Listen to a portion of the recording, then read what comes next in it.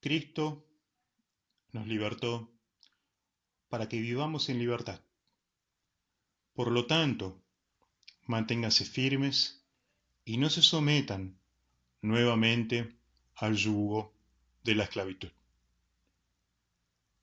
Les digo, vivan por el Espíritu y no seguirán los deseos de la naturaleza pecaminosa. El fruto del Espíritu es amor, alegría, paz, paciencia, amabilidad, bondad, fidelidad, humildad y dominio propio. No hay ley que condene estas cosas. Los que son de Cristo Jesús han crucificado la naturaleza pecaminosa con sus pasiones y deseos. Si el Espíritu nos da vida, andemos guiados por el Espíritu.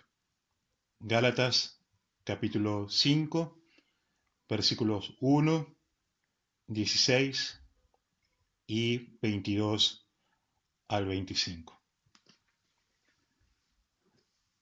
Ser seguidores de Jesús implica una lucha, una que es con nosotros mismos. Al entregarnos a Jesús, somos transformados en nuestra manera de pensar. Crucificamos nuestra naturaleza pecaminosa, como Pablo dice, y el Espíritu Santo viene a nuestras vidas.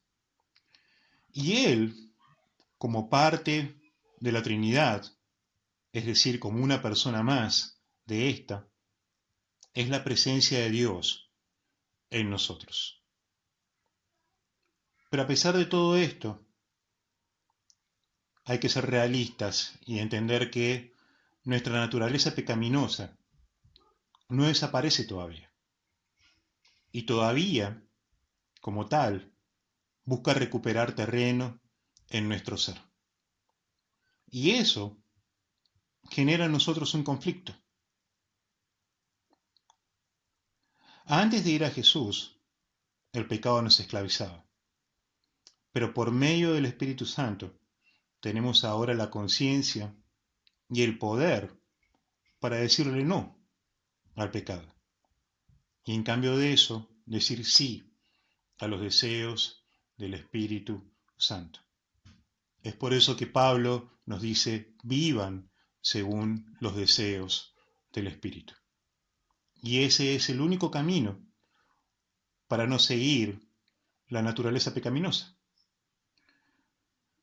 Pero el Espíritu Santo también busca obrar en nosotros generando su fruto.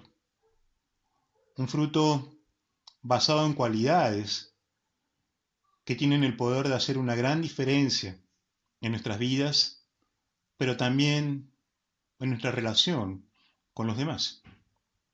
Ese fruto se caracteriza por el amor, alegría, la paz, paciencia, la amabilidad, la bondad, fidelidad, humildad y dominio propio. Siendo honestos con nosotros mismos, diríamos que podemos escribir nuestro nombre al lado de cada una de estas cualidades. Seguramente sí, en algunas. Y también, seguramente, en otras podemos mejorar. Pero en definitiva, son estas las virtudes que deben caracterizarnos como hijos e hijas de Dios. Y son estas también las virtudes de aquellos que se dejan guiar por el Espíritu Santo. Los cristianos maduros, como tales, y los que evidencian mayor conocimiento de Dios y relacionamiento con Él, también son aquellos que tienen estas virtudes en sus vidas y que procuran cultivarlos. Si nos propusiéramos vivir como Jesús enseña, debiendo depender solamente de nuestras fuerzas, de nuestra capacidad o buenas intenciones a la hora de seguirlos, sería imposible alcanzarlo. Pero la presencia del Espíritu Santo en nosotros es el poder de Dios para poder lograrlo, para poder seguir los pasos de Jesús. Y si es una lucha para nosotros, es porque nuestra mente ya no está bajo la esclavitud del pecado. Es porque somos conscientes de su poder. Conciencia que antes de entregarnos a Jesús no teníamos, pero ahora sí la tenemos. Y si es una lucha, es una que es noble y de las que caracterizan a los verdaderos hijos e hijas de Dios. Siempre podemos tener fe de que el Espíritu Santo está en nuestros corazones para guiarnos y fortalecernos. Y podemos tener confianza de que así lo hará. Padre, gracias por la vida que tenemos en Jesús. Gracias por trabajar en nosotros, en cuidar nuestros corazones y morar en Él. Gracias, Espíritu Santo, por estar en nuestras vidas y gracias por guiarnos en seguir los pasos de Jesús. Por favor, ayúdanos cada día a hacerlo cada vez mejor.